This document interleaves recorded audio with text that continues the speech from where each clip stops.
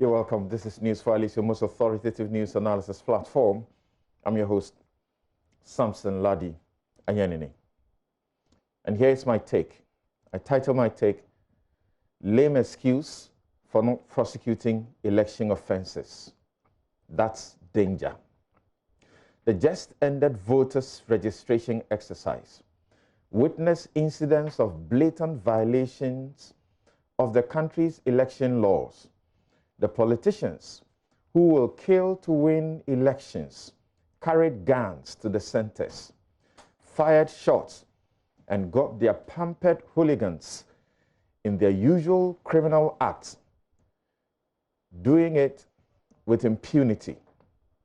They ignored the civilized, peaceful, lawful challenge process and resorted to brute force, preventing people they perceived as unqualified from registering. They broke the residency requirements and barred people from especially strongholds to register in constituencies they don't do well. In fact, 2 young men were killed in separate incidents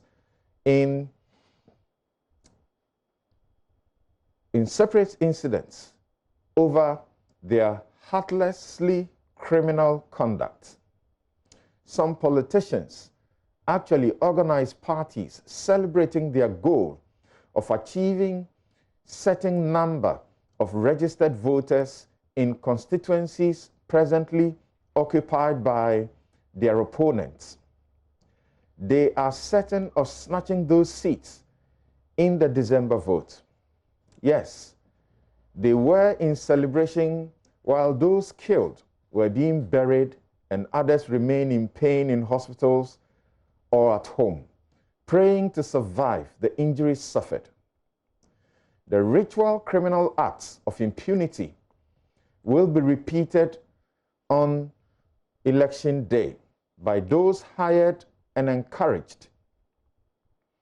There are some who presently wish I would join them to play the ostrich about this at the expense of this country and believe the false proclamations that the hooligans wrongly called party vigilante have been disbanded because of a needless new law against their activities, which law will not be enforced against them.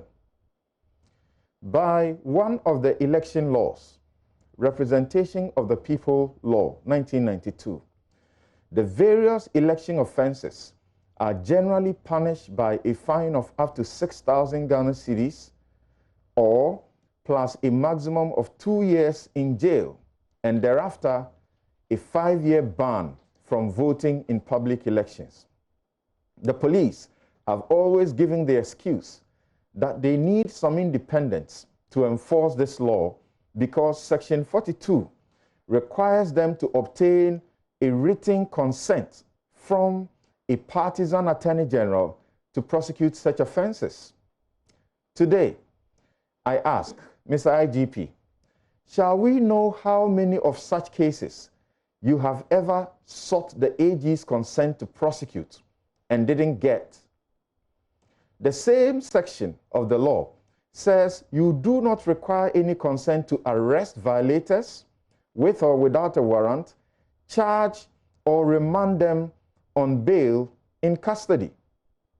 This year, please arrest and charge offenders and let citizens know the number of offenders you seek the Attorney General's consent to prosecute. Do your part if you are not minded to resort to other laws, including the Criminal Offences Act, which has enough provisions to punish the riotous breach of peace, criminal threats, assault, and damage to property conduct, for which you don't need any consent to prosecute.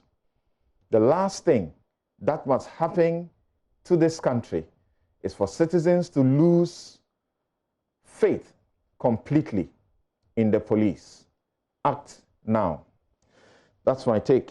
Thank you very much for your attention.